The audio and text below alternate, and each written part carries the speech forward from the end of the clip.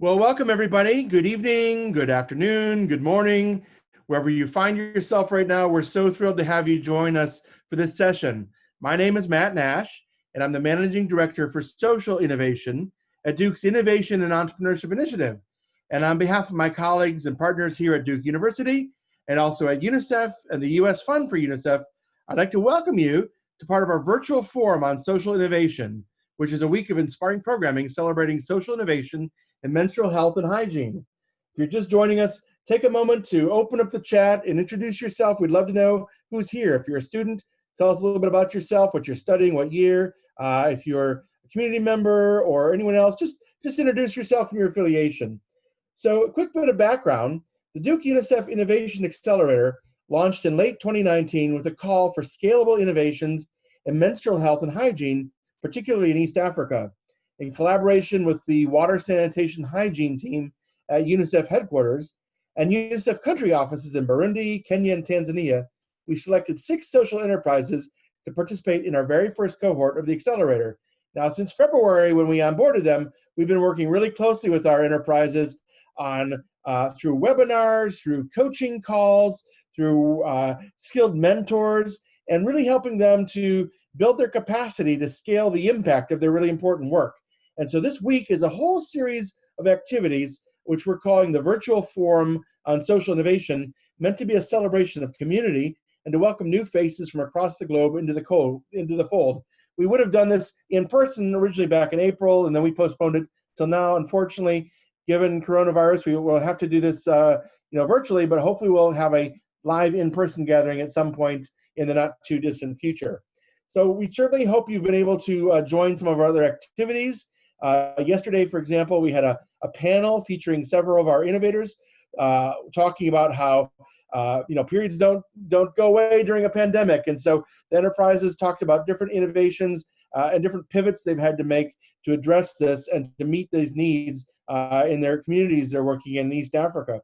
On Friday morning, we'll have another panel at 10:30 a.m. Eastern, which will focus on girl-centered design and social innovation with other innovators, and moderated by our friends at UNICEF. So we hope you'll join us. If you're interested, take a look at that link on the screen, dukeunicef.org/get involved. You can see a registration button there. So this is a highlight of our week. We're really thrilled to be welcoming a speaker who's a real leader in menstrual health and public health to share her experiences with us as a social entrepreneur working in emerging markets. We're going to have time at the end for some Q&A, but I really encourage you to kind of open up that Q&A box, not the chat, but the Q&A box for questions you might want to ask. So feel free to open that up throughout. We'll monitor that. After I ask some opening questions, we'll take some from that Q&A box, and we'll do our best to incorporate those throughout. So feel free to ask questions and use the chat box for introductions and these sorts of things as well. So with that, we're so thrilled to welcome a Duke alumna who I had the fortune of working with when she was a student here at Duke, Suhani Jalota. She's a former Melissa and Doug entrepreneur. For those of you who might be familiar with the I&E initiative, you might know about our Melissa and Doug entrepreneur program working with emerging commercial and social entrepreneurs. She was also Glamour Magazine's 2016 College Woman of the Year. And she's the founder of the Minima Hila Foundation, which trains a network of female entrepreneurs who produce and sell high-quality, low-cost menstrual health and hygiene products, primarily in Mumbai in India. These days, Suhani is actually back at school again, working on a PhD and an MBA out at Stanford. Now, we won't hold Stanford against her. We're actually so thrilled she could join us today. She was just in classes a few moments ago.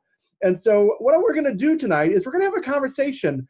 We have some questions we'd like to ask Suhani for a little bit about her journey as a social entrepreneur and how she came to this idea and some of the lessons learned along the way.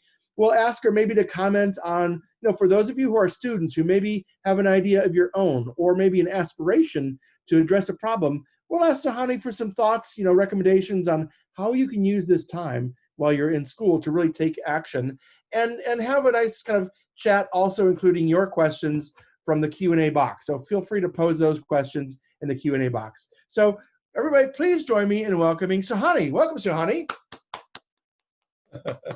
Thank you so much, Matt. That was So really great to have you here, Suhani. You inspired me as a student because you were a real leader in the student community.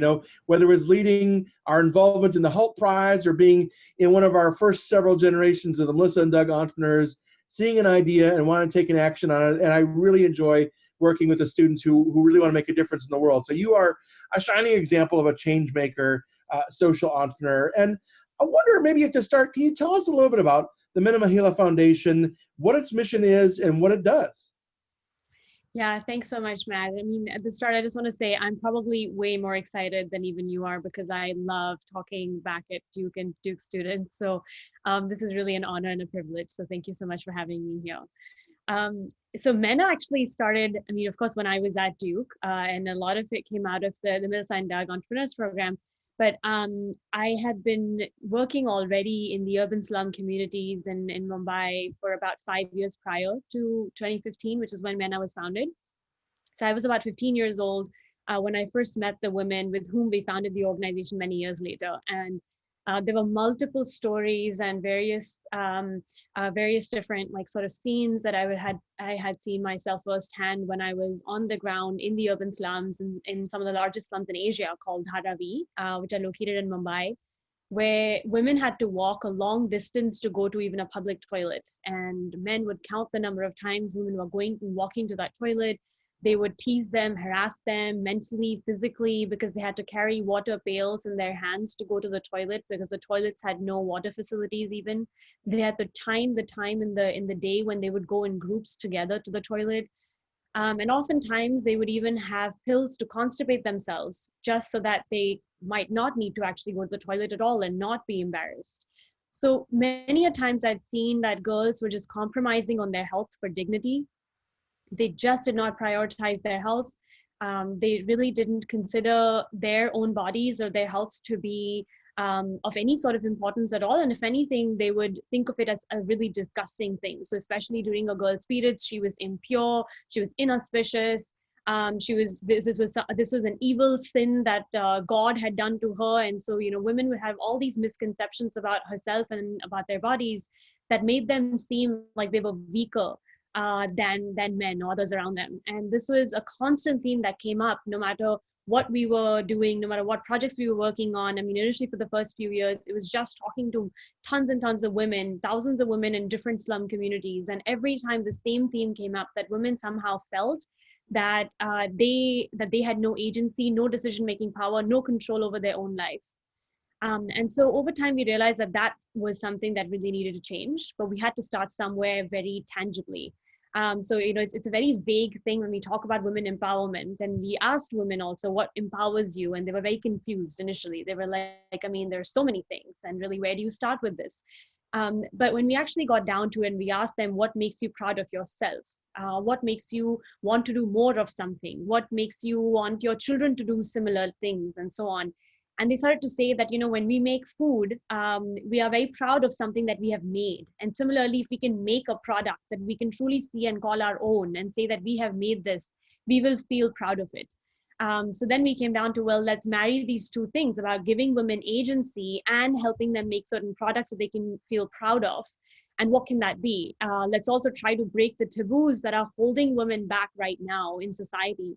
That is the very first step to getting women to have more agency, or at least realize that they have more agency. So that's really been the genesis of MENA. So MENA Foundation, MENA, the word is named after the Indian word MENA, which speaks a lot. It's known for speaking a lot. And Mahila just means woman. So we really want women to speak up about the issues they're most afraid to discuss aloud, like menstrual health, like sexual assault, like domestic violence. And we started with menstrual health because it was a very tangible topic that we can tackle, and we can understand the scope of and the extent of the problem as well.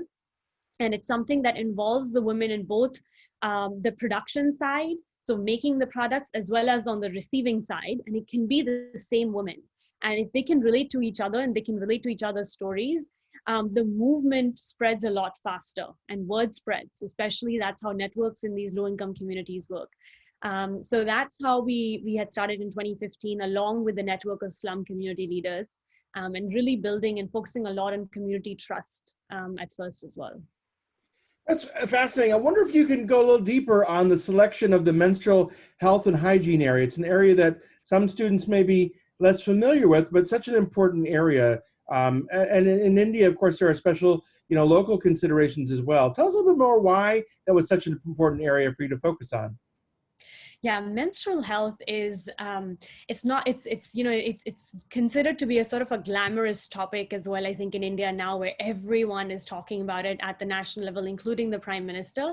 And the reason is because we have more than 320 million women without access to basic menstrual health products and or services, and many million more who don't have any education, awareness, or knowledge about why they ever even get their periods. So that's about the population of the United States and more, right? So it's a huge number of just women and girls who have no idea why they get their period the first time they've gotten their periods. And if they go home and they tell their mothers that, I suddenly have blood, I don't know what this is this normal? Should I need to go to a doctor? And then she says, oh my God, no, you have grown up now, you're a woman, don't talk about this, hush up about this, take this cloth or whatever the mother gives her, and tells her that you have to just use this and throw this away or just keep reusing it after washing it. And that's all you need to know. And in fact, women go their entire lives only knowing that. They know nothing else about why they get their periods. In fact, even when the periods stop during pregnancy, they cannot connect the two. They have no idea that this has anything to do with pregnancy. They have no idea when they get their menopause, their periods stop after a certain time and why they stop. That knowledge is not there amongst both the mothers or the daughters. So this was a topic that, because women can, over generations, had this misconception that periods were an impure thing and it was not a normal phenomena. And because they don't talk to each other, they didn't even know that every single girl has it, and they have it every month. And it's not just in their own society or in their own community, but every single girl all over the world has this.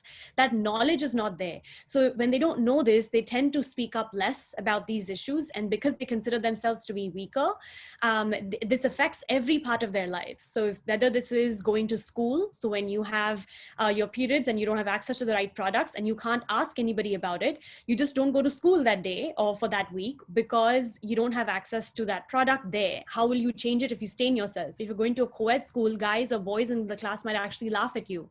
We're also talking about a context where schools most likely don't have toilets for girls or separate toilets for girls. And even if they do have toilets for girls, they probably don't have trash cans that actually have lids that can be covered with the disposable products. They might not have running water to wash your hands. They might not have soap to wash your hands with if you've dealt with blood.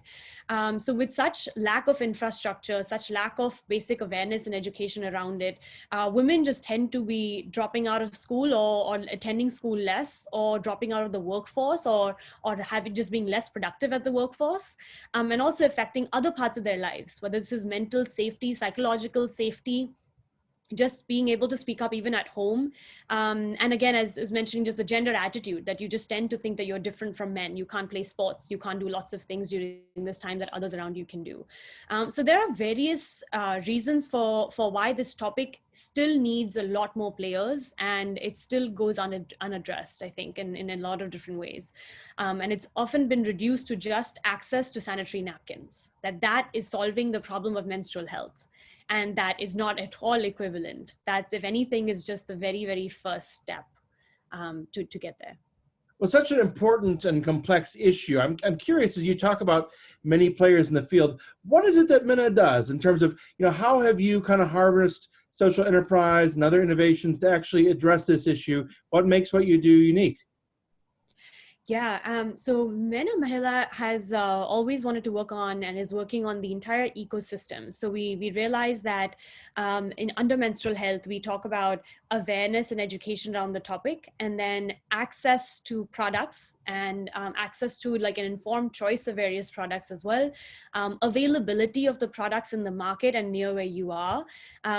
It's this affordability, so you being able to afford it at the prices that you can in your community, in your context, as well as the correct and right appropriate disposal methods for the sanitary napkins or for whatever product that you're using as well. And in all of this, having the correct sort of context for stigma and taboo control. So at every stage, we realized that there were different types of players in the market. So there are lots of people working on the availability of the product. So we have the large corporations like P&G and Johnson & Johnson working on manufacturing pad products in large quantities and then providing it to supermarkets. These supermarkets are accessible to certain types of income segments. So it's accessible to the middle and the high income groups, not necessarily to the low income groups. The low income groups, in a context like in India, they're procuring these from what you can think of as mom and pop stores. So there are these small chemist shops that are by the roadsides across the country, mainly in urban areas. That's where a girl would go normally to procure her sanitary pad product. But when you would go to this place, you would have usually almost 99% of the time a male shopkeeper who you have to ask to give you the product. So you can't procure the product yourself. So you can't go into the aisle and secretly or privately pick up the product and put it in your cart and take it back home. You have to actually ask a male shopkeeper to give you a pad packet. And that whole process has a lot of ordeal associated with it. So I think at MENA, we've really realized that at every stage we need to be working, and not just at the availability or the providing of the product, but the product has to be provided in a way that is safe for a woman and is comfortable for her to obtain, as well as it deals with the education and awareness aspect that is hugely missing, and that none of the large corporates are able to or want to or have any incentive to really take up. But that the government is not providing as well, because in fact in India, the government to a large extent has actually banned sexual and reproductive health in schools. And this is primarily because they don't want kids in school to get new ideas. They don't want them to get an idea that it's okay to have sexual intercourse or it to be linked to anything that could be suggestive at all. And so we've sort of gone a little bit regressive in that context, but education awareness is a huge gap. And so that's where MENA comes in and is filling that gap, along with providing the products that are needed at the affordable prices that in the low income communities a woman can get at her doorstep, which is accessible to her and is very personalized as well, because we understand because we're going door to door, we understand really what the context in which she's brought up in. So if there are 4 or 5 girls in a single household, we realize that not all of the girls can afford pad products for each girl every single month. And so we have a program where we can induct the girls, say in a sponsored girl program, which we call it. We induct the girls that cannot afford these products as well for a whole year to give them their menstrual hygiene kit, along with the education awareness in workshop style as well. So I think we're really going in, being sort of open in how we are providing our services, but tailoring them to the needs of the community and trying to cover as much of the ecosystem as we can. And over time, really trying to see if we can build our own ecosystem around the existing stakeholders there in every community that we are in. Well, I'll say as an observer from afar, I've been so impressed with the kind of comprehensive approach you've developed over the years. And before I ask you about lessons learned and pivots along the way and the progress, if I take you back to those early days when you were still a student and this was an idea, a problem you were looking to solve and so forth, how did you use your time as a student to prepare you for this? What were the things that you did to take action, to kind of explore and take action on this area? Yeah, so as a student at Duke, there was so much that Duke prompted, and there's so much that I learned while being there about just the opportunities available. So number one, I was in the global health focus program freshman year, and I majored in global health, I majored in economics at Duke. And I think a lot of the professors that I interacted with at the Duke Global Health Institute were really excellent in reiterating and reassuring me that this topic was truly of huge importance, and not just in India, but globally. And I think with the new resource on campus with the Center for Global Health for the Center for Sexual and Reproductive Health, I think there'd probably be even more such opportunity for students. But during that time, it was the Duke Global Health Institute, along with the Duke Entrepreneurship and Innovation Initiative, as well as Melissa and Doug Entrepreneurs, Net Impact, and Holt Prize. I think they all sort of built off of each other, these different experiences. I think from year one, I was taking part in a lot of different social entrepreneurship competitions. So there was Duke STEAM Challenge, I think, in my freshman year as well. There was Duke ChangeWorks. There was the M Health at Duke Shark Tank competition. So at every stage, it was not actually just this topic or just this idea, it was related to the same population segment. So still working on slum women and trying to find solutions for them to be able to improve their agency, but through all different types of channels.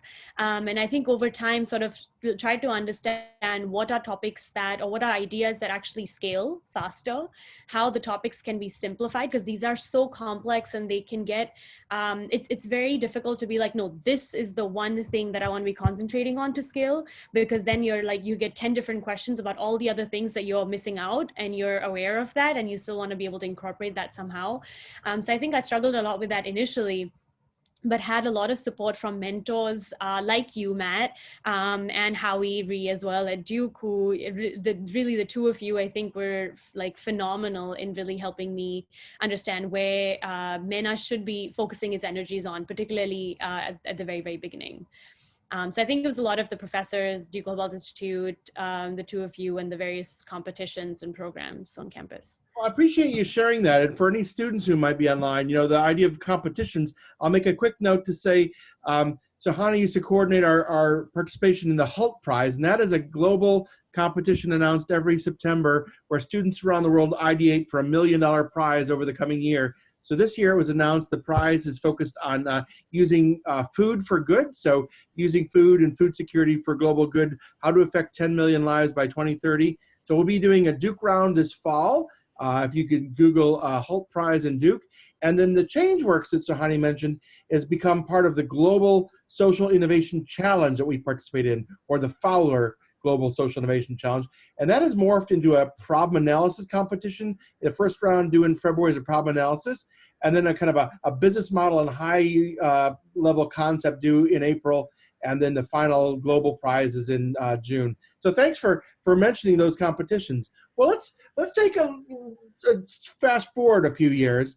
And I'm curious, you know, having been out of school and having been at it for several years now, what were some of the lessons learned along the way, or the pivots that you had to make to really grow into the success you've achieved so far? Yeah, lots, Matt, and I feel like we're doing that all the time, even now.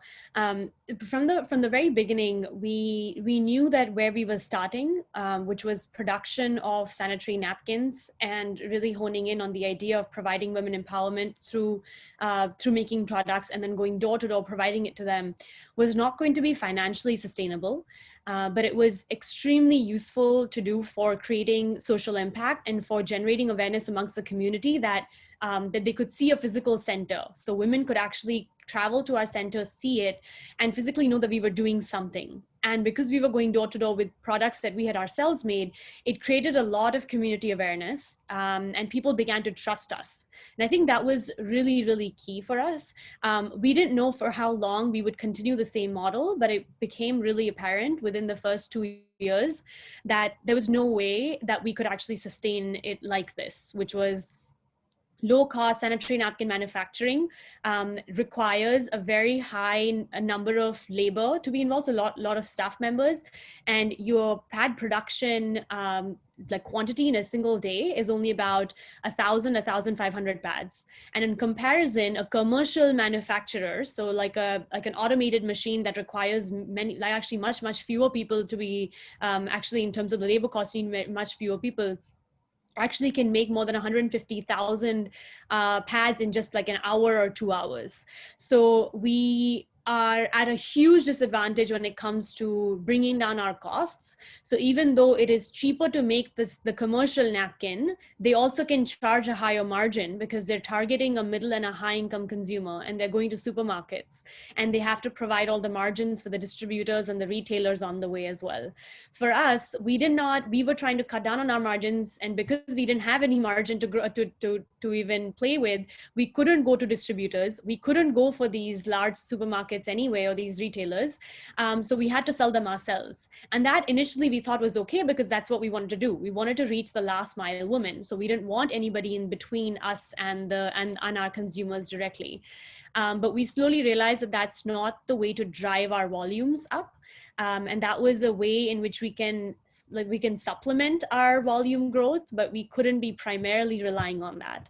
And so then as we started to think about more bulk buyers and started to think about even large NGOs to sell the products to, who could then distribute it for free or at subsidized rates in their own communities, whether this was in rural areas or in other urban slum communities, or even provide these in bulk to large corporations to give for their employees and for their housekeeping staff as well. Starting to actually see how we can provide this to garment factory workers, where we have more than 6,000 women working in a single factory coming from rural areas to work. So we started looking for these more bulk buyers.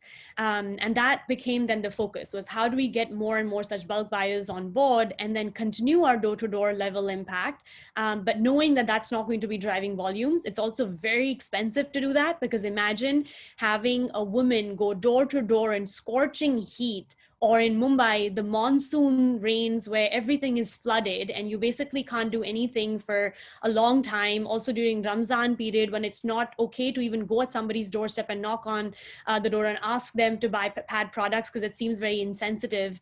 And so there were lots and lots of issues basically coming up when we were going door to door only.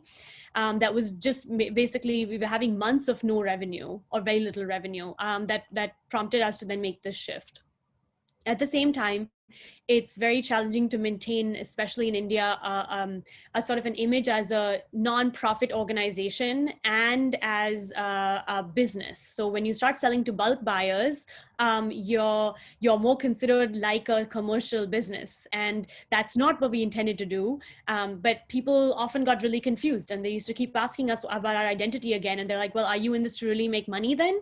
And how much margin are you making? And we were like, still nothing, because our cost of production was still so high, that we were actually, with every pad product that we were selling, it was still selling at a loss, and we were able to sell it at that loss because we were getting donations that were subsidizing for our per packet cost. But that again couldn't sustain for a long time. So we started to manufacture a different type of product, which is maternity napkins. And these maternity napkins is something that we essentially could provide to health institutions and to hospitals and maternity homes. And that actually has a much higher margin on the product, and is something that is more easily manufactured in-house by us and our women. And there's one part of the process of manufacturing a sanitary napkin, which is the sealing part at the very end, the gumming, which is the gum that you apply to the pad that then sticks to an underwear. That process actually is quite complicated, and just it creates a lot of wastage. That is not required for the maternity napkins, because maternity napkins don't need to be stuck on any underwear. It's just worn with elastic bands on the side. So actually we had a lot less wastage as well for that product. So we realized that from the business standpoint, that was a much better product to make. And in fact, I remember in a conversation with Howie about this, I'd asked him this, I think 2 years in, about the margins on the two products. And he was like, Suhani, completely stop your sanitary napkin, just do maternity napkins, because you need to run this like a business. And I remember that we were having this conversation then with different advisors at MENA as well, discussing if this is really a move that we want to make. And we realized that that would kind of go against our mission. So we still had to balance these two missions and just try to figure out how best we can make sense of the situation for the sanitary napkins, while keep trying to get more and more hospitals on board for maternity napkins, because that would really help us subsidize some of the losses that we were making through sanitary napkins. So I think from the business and social impact, from the product standpoint, we really had to make a couple of pivots then. We also have discussed, and I think we are still in the process of including other products within this range. So we have currently 5 different types of products. 3 of them we are actually trading now. So we get them made through a third-party manufacturer. We just help with the design. We tell them exactly what raw materials we want, but they're also making this for a lot of other larger buyers. And then they're giving this to us. So we are actually able to sell that at a decent margin because of the cost of manufacturing is so much lower, and we're buying it from a commercial manufacturer right now. And in fact, P&G and Johnson & Johnson also go through third-party manufacturing processes also to cut down on their costs. And I think that that's something we realized much later on, that that's okay, and it's okay to be able to do that as well in our context. We are also thinking about adding baby diapers. and even adult diapers at some point actually to the product mix. We started with baby diapers for about a few months 2 years ago as well, and we found that it really sold like hot cakes, and women loved it, because when women want to purchase or want to spend money, they would rather spend on their children than spend on themselves. And in fact, we got them to purchase pad packets for themselves when they were buying diapers for their children as well, because then they suddenly started to trust us even more, that you're actually helping our children out, so you probably mean well for us as well. So we were sort of we've been trying to experiment also with other types of products that we can add to this mix, and we also realize that all of these are a huge gap in this context. At the same time, disposal now becomes a huge daunting challenge. Baby diapers particularly create a huge problem for the environment, because if in areas where you don't have any sort of a truck coming in to pick up all of the trash, the diapers are building up every single day, versus pads. Actually, I mean, even though pads themselves can create a lot of trash, it's still only a few days in a month per woman, but diapers is every single day for years. So that, because of that disposal challenge, we actually haven't gone in to promote it more until we actually have a better solution around the disposal aspect of that. On the social impact front, actually, we have expanded to a range of different services for our women. As women would, attend our first workshop, say on menstrual health, they'd come back to us asking for more, and they'd be like, what more can you give to us? We'd love to actually chat with you guys, and we'd love to come to this women's center because it's only women here, and we can actually be free. We can remove our burqas. We can talk about anything that we want here. So what else can I learn here? And so when this kept coming up in the first few years, we realized we really needed to do a lot more with the girls that we already had. And that's when we expanded the types of workshops that we held for a whole host of different topics for girls around their health, around their bodies, around gender attitudes. And then also expanded this to include other family members. So girls getting their mothers along, and then to teach the mothers also about the importance of menopause and domestic violence and their rights, and sexual assault in their communities, and conflict resolution even in marriages, because we were getting a lot of cases of missing girls in families, or inter-religious marriages that were going bad. And somehow the women had come to trust us, knowing that, we're talking about such a private thing openly and securely, and yet not making a woman feel like she's shamed, or not going against her beliefs, but doing it in a very safe and comfortable way for her. So they somehow came to trust us with a lot of her other private topics as well, which we have now tried to form services around, and being able to cater to those needs as well. And now, over the last 5 years, we've developed all of our different projects. We've led more than 18 projects, Matt, over time, and we've now divided them into 3 separate verticals. So one is MENA Health, second is MENA Employ, and 3 is MENA Research. So once we actually, our belief is that under MENA Health, where we're providing access to a lot of menstrual health products and services, as well as trying to shift health behavior and attitudes, we have girls that are empowered now about their bodies, and they want to do something more with it. So that's when we would induct them into MENA Employ programs, which is where they can learn life skill sessions and actually earn a livelihood for themselves, either within MENA or in other opportunities around them. So our goal for the next 5 years is to be able to provide and reach 2 million women through MENA Health, 100,000 women through MENA Employ now, and then under MENA Research is where we pilot and experiment new projects, and we then would scale them up if they're working under MENA Health and MENA Employ as well. Wow, it's such a rich collection of insights and learnings. I heard you talk about everything from the challenges of balancing kind of mission and money, impact versus what we would think of traditionally as commercial venture, issues around scale, using partnerships to scale, while also being careful you're not scaling losses, because at the end of the day, if you're losing money and scale it up, especially if you don't have the philanthropic support, you could run yourself out of business. Things around building trust with your not only your customers, but your employees and your networks, extending product lines and service lines. So much rich worth discussing there. Let me do this. I've got 1 or 2 other questions, but let me bring up a question or 2 from the chat that are relevant here. One comes about the equipment you're using to produce the materials. There's a question, do you ever consider using equipment like produced by Saral Design? Their equipment can produce about 15 pads a minute, faster than manual production. Is that something you're familiar with and explored? Yeah, in fact, so the founder of Saral, her name is also Suhani, and the two of us in 2015 had connected to start together, actually, in the sense that we would pilot first, we would be their first pilot of their first machine that they were coming up and developing. And we didn't actually go for it for a few reasons. We again considered it a few years after that, once they had developed their machine, they had developed like more advances in their machine, and now they have different varieties as well. And so definitely Saral Designs is essentially a company in India that manufactures sanitary napkin machines that are in this middle range between the lowest, the cheapest sanitary napkin manufacturing machines that can cost about $3,000 for a machine to about $1 million. And so theirs is somewhere in between, costing about $20,000-$30,000 or so as well. And then they have a variety of different types of products. Um, the the issue actually with us that we felt was with them was more around the product quality itself.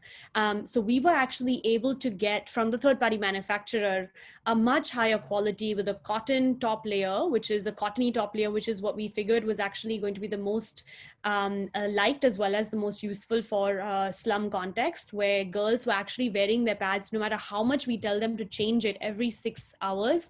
They wear it for more than 10 to 12 hours a day just to try to cut down on cost.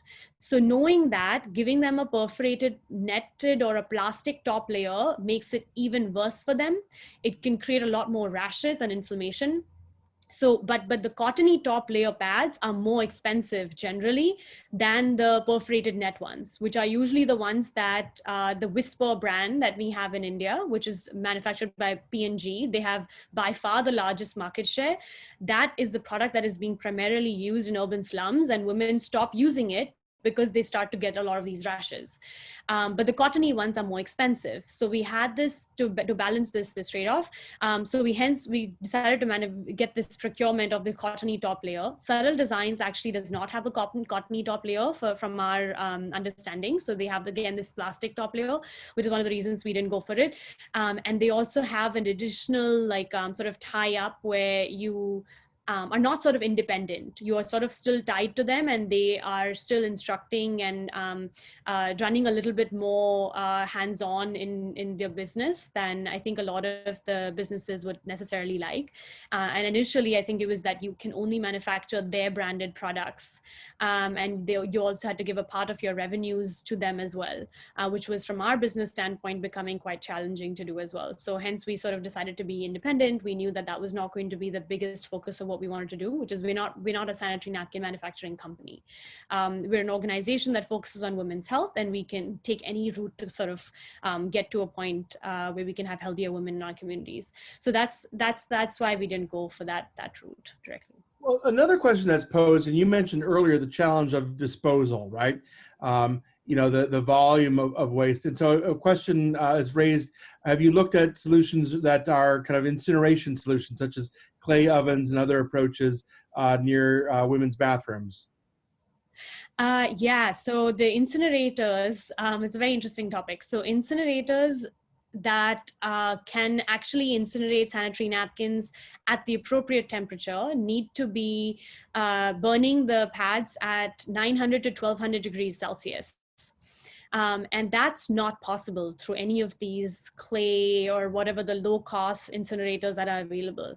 So if they're burning it at extremely low temperatures, which means that it's actually releasing dioxin ferrons and other harmful toxins in the air that can cause future infertility and like sort of all kinds of respiratory disorders as well. So in fact, it's highly recommended to not have incinerators of these low cost, cheap types in schools and in communities where this has been extreme. I mean, this was for some reason for a few years really lauded because we had no other solution in the market. And now that I think people are starting to realize that that's actually not the right solution, and there were lots of people lobbying for it because there were lots of just industrialists in India, I think, also involved in manufacturing these products and wanting to sell to the government. And then now various municipal governments, including actually the government of Mumbai, has taken a stance against incinerators, these low cost and low quality ones. So no, we actually don't think that these types of incinerators are an appropriate solution for this problem at this time. I will mention for anybody who's listening in, if they're interested, there is a group at Duke, the Duke Center for Wash Aid, that's experimenting with a higher quality but moderate cost incinerator. So if you're interested in learning more about that, the Duke Center for Wash Aid has been testing that in several countries around the world. So let me ask you this. I'd love for you to tell us a story. I think it's a really interesting story. For those folks who might have been following you, suddenly discovered that you were attending the royal wedding a few years ago of Meghan Markle and Prince Harry, and you were one of, I think, the only non-UK charity to receive benefit of some of the royal wedding gifts. So tell us that story. How did Meghan Markle learn about the work you're doing, and how did she become supportive, and what impact has that had on your organization? Yeah, so Matt, this is quite an interesting story for us to tell as well. I mean, so you mentioned the Glamour College Women of the Year at the beginning. That was prompted from Baldwin Scholars at Duke. So Baldwin Scholars director Colleen Scott had nominated me for this Glamour College Women of the Year, and there they had a luncheon event in New York in 2016, where Meghan Markle was a mentor to one of the other girls amongst the 10. And she had heard about MENA and the work that we were doing that was announced at the lunch, and she was just in the audience listening to that. A few months in, she wrote me an email saying that, hey, I'd actually love to come to India to see some of this work. I'm really passionate about this topic. She then came down to visit us in Mumbai and saw our work, ate with us, was wearing our sari that our woman draped her in and everything for 2 days. And she really was like talking all about action. So what are the next steps that we need to take? What are the big ideas, the big plans? How is this really going to grow? And who's really running this on the ground? And she was, I think, quite impressed with the fact that it was a very grassroots level led organization. We're still very small, and I think that's actually a boon to some extent, because we can actually get a lot of work done quite quickly. We don't have this bureaucratic delay, so we were actually able to implement things quicker as well. So as we had ideas, we were sort of going ahead and doing them. So she had a bunch of ideas for us as well, and so in a few months after that, and actually at that time it was announced that she was dating Prince Harry and then was going to get married to him. And then she reached out saying, we'd actually love to contribute. Like, this is now the time finally that I can help you guys, which is through this wedding. I can actually, if you are one of the 7 charities that we list, then you can actually get a lot of donations coming in from people that support us. And we were like, oh my God, that would be amazing. But we can't actually receive foreign money because we were still less than 3 years old as an organization. And in India, because of the laws and regulations, you just could not receive foreign funding. So we were like sort of hyperventilating. We were like, we cannot lose this opportunity. It's such a big thing even for India. But for some reason, the Indian government just won't recognize this. So what do we do? And so we were like, and we were just given 2 months as a turnaround. So within these 2 months, somehow we tried to make some sort of an arrangement happen. And then we finally received the money actually just now, about just 3 months ago, finally, from the wedding time. So this was actually such a huge turning point for us in terms of publicity, credibility, people knowing about us, partnerships, collaborations. And I think that just that visibility was so important to distinguish us amongst a lot of the other organizations that may or may not have been doing legitimate work on the ground in the space, which I think a lot of the NGO sector in India is infamous for, unfortunately. So it really helped us in so many ways. We also had 2 women from the slums who went to the royal wedding alongside, and that changed their lives. This was the first time they were ever getting on a flight, the first time they'd ever even received a passport, and so then their first flight was straight to London and to Windsor Castle, and they were being treated like royals, traveling in limousines and everything by all these media companies. It was just such an unreal, surreal experience for them, I think. And they also sat in on a donor meeting with the Queen Commonwealth Trust in the UK at this time, and when they heard just how people spoke about MENA and just how impressed they were with our work, the girls started tearing up as well. And they were like, wow, Suhani, we had no idea people spoke about us like this. And they came back to India so much more energized and really telling everybody else in the organization as well that, wow, do you know that outside in London, people talk about MENA like they love MENA so much. We have to do so much more work. Like, we've been telling them now that we're going to go all India. So we really must go all India now. And so it really like re-energized all of us as well. Were there, I don't want to call it negative, but were there countering forces? In other words, would some say, oh, you've got all this money now, so maybe as donors we should focus elsewhere?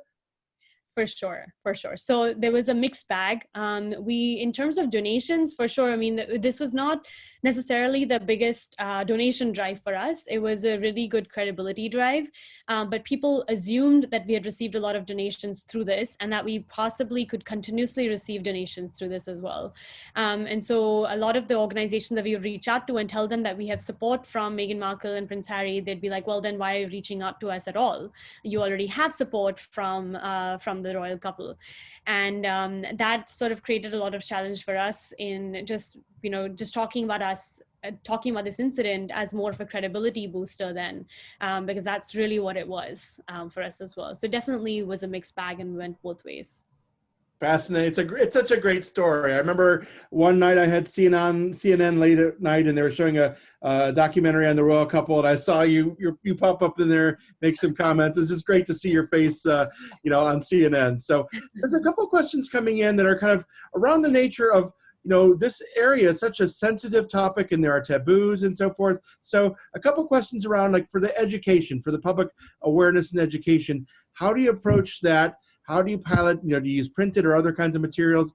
Is there pushback and so forth? And similarly, as you sell and do empowerment work, is there resistance in the community, and how do you address those issues?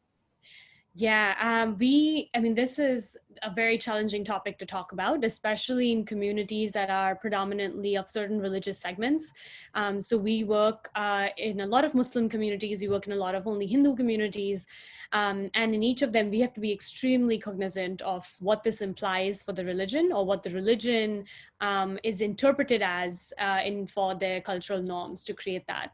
And also the gender of the people that we're talking to, and where from India they're coming from. So slums are melting pots of people from all different cultures.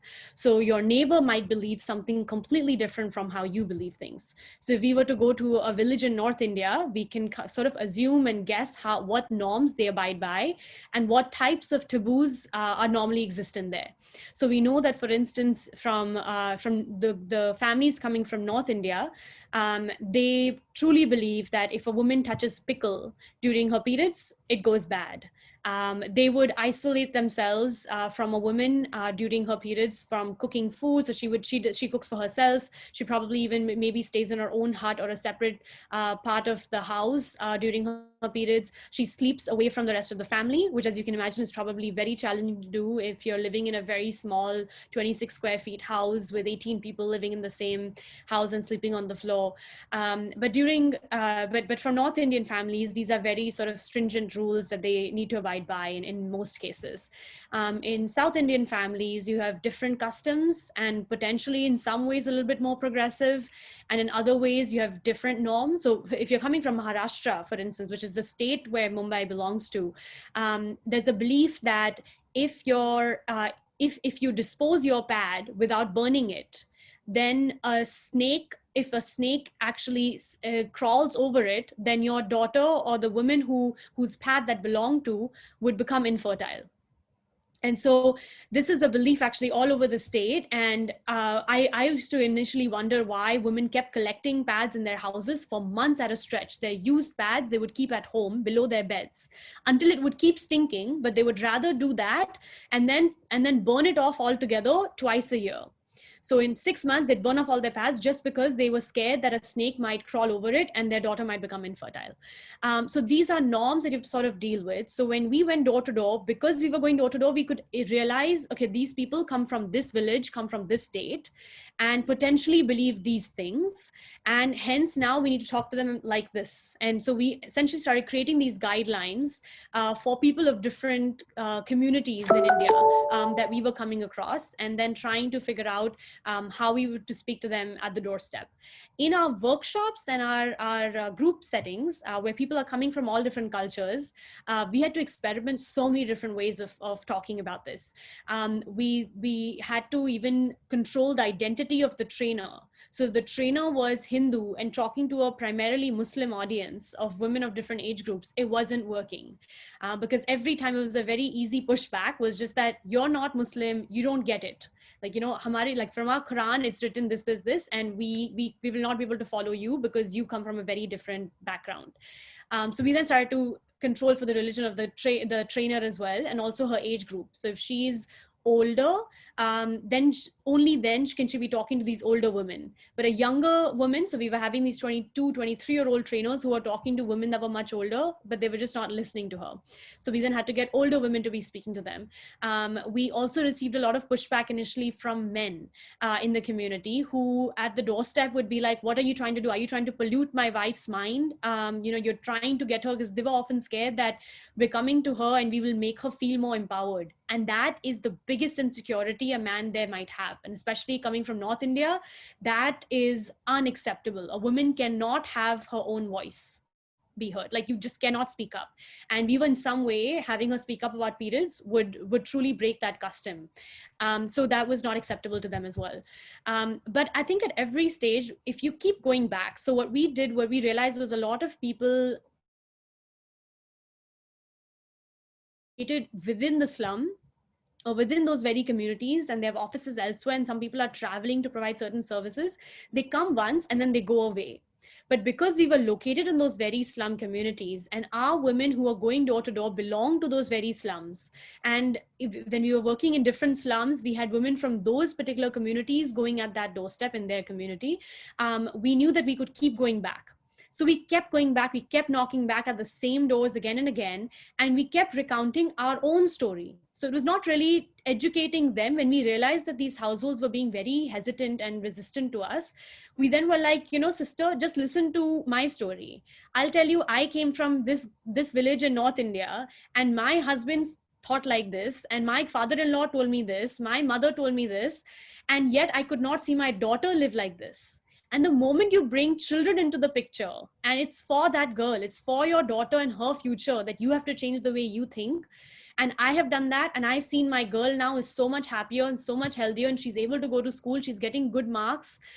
I know that my future is secured. So when you say things like that, the other woman is also like prompted to think similarly. And I think that has really worked well for us over time. So constantly going back and forth, and talking about children and relating it to your own story has helped. We've also had now a lot of males join us. So this has been, this was unexpected, but about a year ago, we started programming with just the boys and the men in our communities, and it worked out beautifully. And here we had men telling us we've never really had anybody who's actually had the patience to sit with us and talk about this. They've just assumed that we don't want to, but in fact, we know nothing about it. We've never learned about this in school. Everyone throughout our entire lives has hushed up about it. If we ask somebody what a pad is, they start to like giggle, or they like move away, or they stare at us with weird faces. So nobody has actually taken the time to explain this to us, but we are naturally curious. We actually want to know what this is all about. So we actually sat and explained this to them. And so they actually really wanted to help us. And they were like, can we take your products? Can we go door to door? I think we can actually talk to other men, which you might not be able to talk to clearly right now. And we were like, oh my God, that's amazing. Yes, of course. And so we started giving our pad products to the men, and the men would go door to door providing these products to other husbands and other brothers, and explaining them their own story. How did they change their own minds about this? Why do they think this way? We've had a lot of men join us whose wives have actually died of some sort of a complication to do with her reproductive system. We've had such cases of men who really come in, they talk about these very extreme cases, and they're like, see, brother, this is what has happened to my wife, and I don't want this to happen to yours. I don't want this to happen to anyone else's wife. And hence I'm coming to you. This is a plea from a brother to a brother. And when you say it like that, it's really this human to human connection and interaction that you get rid of all the stigma. We're not talking about something taboo. We're talking about life and death. And then you listen. Well, it's so powerful. Not only are you being culturally sensitive, but you're reaching out actively to form allies with men and bring them along, and that's just as much of an important change. And I'm curious. We have only about 5 minutes left. This time of we can't not talk about COVID. Coronavirus. We understand the numbers in India might be even much higher than what's being officially reported right now. How is it affecting you? How is it affecting your social enterprise? Yeah, so as soon as COVID hit in March, we had all of our lockdowns, very strict lockdowns that were imposed just within 4 hours of announcement. And we knew that we are located in Govandi, or the M East Ward area in Mumbai, which is one of the areas where even the government agencies, so even the police, is quite scared to penetrate and enter, because it's very deep, extremely narrow alleyways, and a lot of crime, and very little already existing facilities there. So there's not already a network of provision of facilities. It's very difficult to now, during this time, provide any sort of relief or even impose public health restrictions here. So this was a community that even in severe and complete lockdown was essentially all hanging out, was meeting in groups, was still using the public toilets, was still having to use the public water taps, and going about their business like it was any other day. So we knew that COVID is going to spread very quickly, and it certainly did. In fact, many of the MENA staff got it, their families got it, because they're all located in the same community. So we instantly launched an 8-point COVID response plan through MENA Mahila Foundation. And this plan included a variety of different services, but one was definitely the direct relief. So the direct ration relief and the direct sanitary napkin relief as well for the women that we could provide, supporting more than 60,000 people with ration relief and more than 200,000 women for the sanitary napkin relief in the first just few weeks and months. And then we launched a MENA helpline, which was because we were receiving a lot of cases of mental health and domestic violence that had suddenly surged, so that we wanted to sort of tackle that a little bit more systematically. So through the helpline, we were able to get cases and tackle them case by case. We still get 3 to 4 calls a day now on that, asking for either products or for some sort of a police intervention or some intervention of a counselor to support the girls in their lives right now. We launched a MENA Mahila mobile health application, and that was to create a digital network of the women, to connect them to each other, as well as for us to provide them more continuous content and information around COVID, as well as around menstrual hygiene and periods, that initially we would be providing to them in person when they would come to us, or when we would go to them at the doorstep, but now instead giving it to them through their smartphones. And for those girls that don't have smartphones, we are currently developing an IVRS system to be able to get to them through recordings and through SMSs. We've already been providing SMSs for sensitization, but now using them more regularly, systematically. We were then also calling up the thousands of girls that we have in our database. We called each and every single girl twice, and we're continuously doing that even now, providing them with more accurate information about their nearby health centers, informal health providers that might be open, the local government hospitals and so on, that they might actually be able to go to still. Amongst this, we also repurposed our MENA boutique, where we were manufacturing cloth products to make face masks, and then we were providing these face masks to women in our communities, to families, to traffic policemen, police women and men as well in the community who did not have any such gear to wear, and also providing them with sanitary napkins as well, where they might require this. So we were trying to provide a whole host of different responses and services during the COVID time, which we hopefully should be able to phase out and keep only the digital aspects of it once we continue our work in person, hopefully in a few months. Well, it's incredible. You really stepped up to meet this challenge of this epidemic, and we're almost out of time. But I'd be remiss if I don't ask you one last question, which is: do you have any parting words of advice for students who may be passionate about a problem, or may have an idea for solution on how to use their time, or how to make best use of this urging inside of them to take action? Any final words of advice you would share? Yeah, I mean, at Duke, you're really in, like, right now, if you want to be working on menstrual hygiene or working on menstrual health or women's health overall, this is an amazing opportunity where you have this UNICEF incubator and have the Center for Sexual and Reproductive Health, have the Duke Global Health Institute. I honestly, I mean, after graduation, I just realized how much I was missing, and just the kinds of opportunities, funding available, the types of resources and professors available on campus. I would definitely make use of all of that and really go out of your way to reach out to people like Matt and Howie and Catherine Black and others. I think Taylor here as well, to just talk about what you're interested in and the kinds of, without having sort of even any agenda, but sort of just knowing what you're interested in and the kinds of things that you'd like support on. And be very open and don't feel shy, don't be reserved. This is really a supporting place. And I mean, till date, I am an alum. I've graduated now. I think it's been 5 years, but I feel like I was just at Duke, because we can still see there's been so much of involvement and so much of reach out. I mean, Matt reaches out directly, and so it's really nice, to just like open up and just get like be vulnerable, be open, and let everybody know what your challenges might be and what kinds of things and ideas you might be thinking about. And I'm sure people are really going to have resources to support you as well. So don't feel like you have to hide your ideas at all. This is really a very open, comfortable space at Duke to be able to share your ideas and build off of them. So don't hold back, and particularly for the girls out there, don't hold yourself back at all. Don't think that you have to meet everything in the checkbox, that you really need to have the funding and the mentors and the right time, and you need to stop studying and you need to have graduated, and all pieces in your life should be in place for you to first start something of your own. Please don't think that way. Guys don't think that way. Oftentimes they just sort of go for it, and really women shouldn't stop. They shouldn't hold themselves back, and there's no need to be too calm. Just you can do multiple things at once and you can move as fast as you want. There's no holding you back. So just remember that. Well, thank you so much. It's been such a pleasure, a wide-ranging conversation. To be easy to chat for another hour, but we've placed in the chat feature the URL for the Minima Mahila Foundation website if folks want to learn more. And, I don't know how you do it. You're working on your PhD, your MBA, or you're running a social enterprise. You're a real inspiration, a real change maker.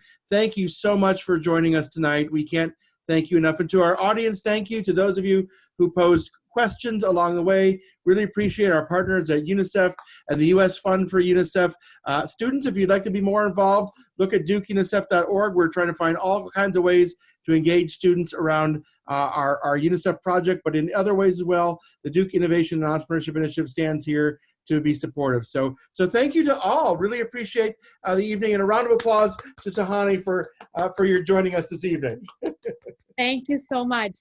We could honestly be talking for hours and hours, but I was just going through some of the comments of people, and I think this is such an incredible audience as well. Would love to engage with them more if they ever like to be in touch. But this is great. I also see there's somebody here from Johnson & Johnson. That's amazing. There are people interested in global health, like all kinds of interests. So that's awesome. What would be the best way for people to reach out to you, Suhani? Is there a preferred method of contact? I maybe email is great. WhatsApp is great. I'm happy for people to connect on any front. Maybe I can send you some details, and then we can forward them to others, or I can put them in the chat as well. That's fantastic. Thank you for being so generous with that. And folks can also reach out to us, myself, Taylor, and Madison at Duke-UNICEF, and we can be helpful as well. Suhani has kindly put her contact there. She is a student, and so she's very busy, but I'm sure she'd be happy to follow up. So thank you so much again, and to all of our participants tonight. Appreciate it so much, and it's been wonderful chatting with you. Thank you so much. Really means a lot. And good luck on all the remaining events. Thank you. Take care, everybody. Have a good evening. Thanks for participating.